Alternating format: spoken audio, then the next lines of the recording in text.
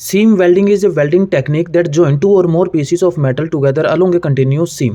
सीम welding एक welding technique है जो धातुओं के दो या दो से अधिक टुकड़ों को एक सख्त सीम के साथ जोड़ती है। इसमें होता क्या है कि इलेक्ट्रिक करंट के थ्रू एक सेम दबाव के साथ वेल्डिंग करती जाती है दो वर्कपीस के बीच। जैसे आपने थ्योरी के बारे में जाना, ये है इसका डायग्राम, वर्किंग प्रिंसिपल डायग्राम ये है। चलिए अब चलते हैं, हम इसके पार्ट्स के डिटेल के बारे में जानते हैं। तो सबसे पहले जो ये वाला होगा, ये है मूवेबल आर्म। मूवेबल आर्म क्यों है?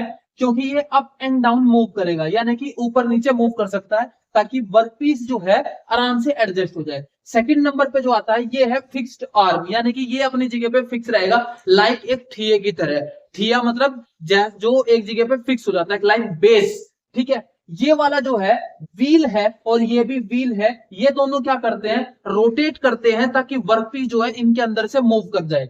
उसके बाद ये है डायरेक्शन, जो कि रेड कलर से रिप्रेजेंट किया गया है। ये डायरेक्शन है, मतलब कि ये ऐसे घूमेगा और ये ऐसे, तो डायरेक्शन के हिसाब से वर्कपीस जो है इधर से इधर चला जाएगा। एरो हेड पर ध्यान देना, इधर से इधर चला जाएगा। अब बहुत से बच्चे सोचेंगे कि मशीन में लग जाएगा, नहीं माय डियर, वो सिचुएशन कुछ ऐसी रहती है। तो ये आपकी मशीन की बॉडी हो गई, ये व्हील है, यहाँ पर चक है और यहाँ पर वो ऐसे ऐसे मूव करेगा। ठीक है, ये है शाफ्ट, जिसके ऊपर हमारा व्हील रोटेट करेगा एक जगह पर रहकर, और इसके अंदर पॉजिटिव करंट फ्लो हो रहा है, इसके अंदर नेगेटिव करंट, और यहाँ पर ये फिक्स रहता है। ये व्हील हो गया। वर्कपीस, ये आपको दो कलर से वर्कपीस दिखाए गए हैं। दोनों वर्कपीस के अंदर का जो प्रोसेस होता है वो 6 mm रहना चाहिए, और जब ये दोनों आपस में टच होते हैं तो इसका करंट इसके अंदर और इसका करंट इसके अंदर मिलकर इन दोनों के बीच में एक घर्षण होती है, और वहां पर आपस में ये मेल्ट होकर चिपकना शुरू कर जाते हैं।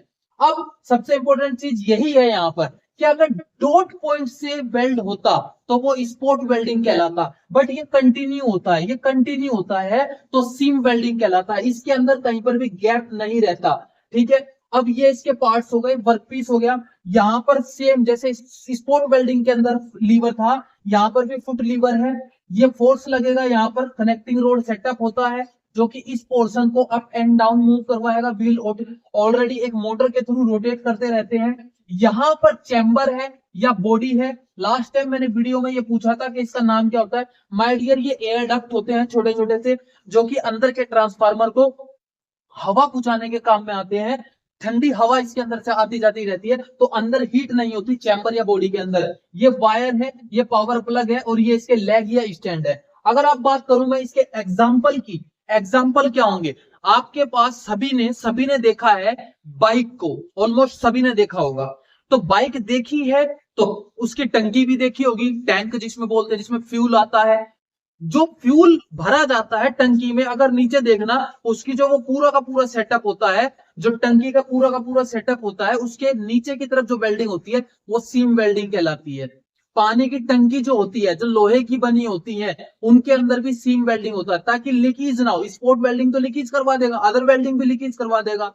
सीम वेल्डिंग क्या करता है, एक जगह से लेके दूसरे कोने तक प्रॉपर वेल्डिंग करता है, दैट्स व्हाई सीम वेल्डिंग। अब इसके कुछ एग्जांपल देखते हैं, आपके स्क्रीन पे हैं। ये इसके एग्जांपल है, एक ये एग्जांपल है, 2 3, ये इसके एग्जांपल है माय डियर। तो इनमें क्या है, सीम वेल्डिंग का यूज होता है। और अगर हम मैं बात बता दूं आपको, इसका यूज सबसे ज्यादा होता है स्पॉट वेल्डिंग का, जो है लाइट वेट के लिए होता है, पर जहां पर भी लीकेज प्रूफ बनाना है तो सीम वेल्डिंग का यूज होता है।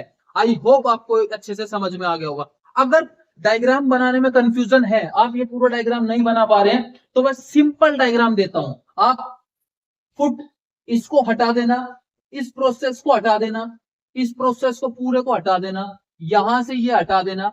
अब आप देखना, आपके टीचर जो पढ़ाते हैं आपकी क्लास में, उससे ये डायग्राम, सिर्फ इतना डायग्राम बना देना। ये डायग्राम आपकी क्लास के टीचर जो आपको पढ़ाते हैं, संजय सर हो, साजिश सर हैं, जो भी हैं आपके टीचर, वो जो ये पढ़ाते हैं, तो देखना उसी से ही ये डायग्राम मैच हो जा रहा है। आई होप आपको अच्छे से समझ में आ गया होगा। Thank you so much my dear student.